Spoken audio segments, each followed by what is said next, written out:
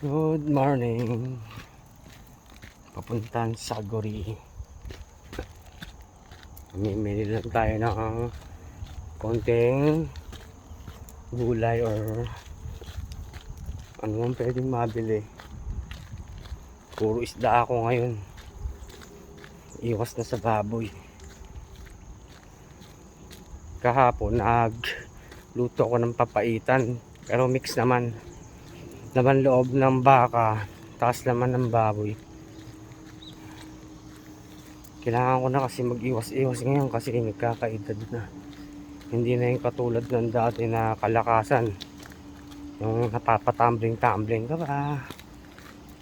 Ngayon hindi, konting galaw ko, sakit ng balakang ko. Tapos naglalak na rin yung mga buto ko sa daliri. Boring kasi sa bahay, hindi sana ako aalis.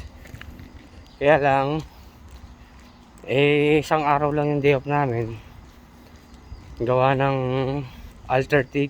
Yung Sabado na wala kaming pasok, pero Sunday permis wala kaming pasok. So next Saturday ganun ulit may pasok kami, kasi chusok ng 28, 29, 30, 1 and 2 wala kaming pasok, 5 araw. Pero bayad yun ni amo. Ang buti na lang nakatagpo ng mabait na amo. Nabigat nga lang yung trabaho. Maganda ng bahay dito, oh.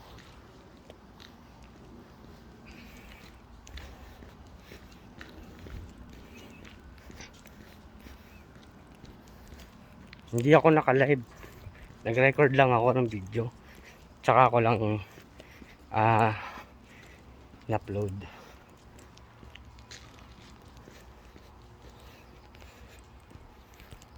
Ito, naglakad na naman ako sa malayo. Malapit kanina pa kasi ako naglakad.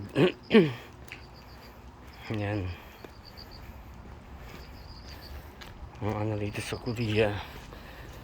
South Korea, boy. Saan ba ako dadaan?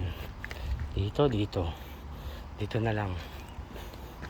Dami dito mga ayun, bulaklak ng kalabasa. Hindi nila alam na kinakain yan dito, kaya wala lang, nalalanta lang yan. Sisira lang. Sarap yan sa munggo. May munggo ako sa bahay, eh. Sorry, boy. Exercise na rin to. So, sasaglit lang ako sa Daiso. Bibili lang ako ng mga face mask pala. Dito naman kahit hindi ka na mag face mask, pinipili ko lang kasi mag face mask kasi nga maalikabok dun sa trabaho.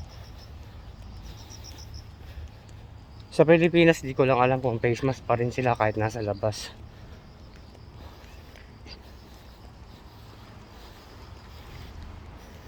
So ayan, ayan na, akyat.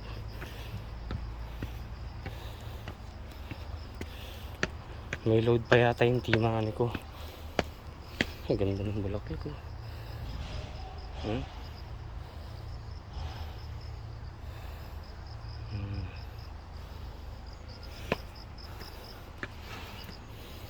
This is Sunday. Hindi ako makapagsimba, eh. Hindi ko kasi alam papunta doon. Wala akong kasama. Tsaka nahiya din kasi ako na mag-isa lang ako pupunta doon. So ayan, GS25. May naninigarilyo pang Koreano. Wala ako ng kalsada. Ito masarap humarurot. Sa Pilipinas kasi puro traffic. Papasok muna ako ng GS25. Titignan ko anong pwede kong bilhin.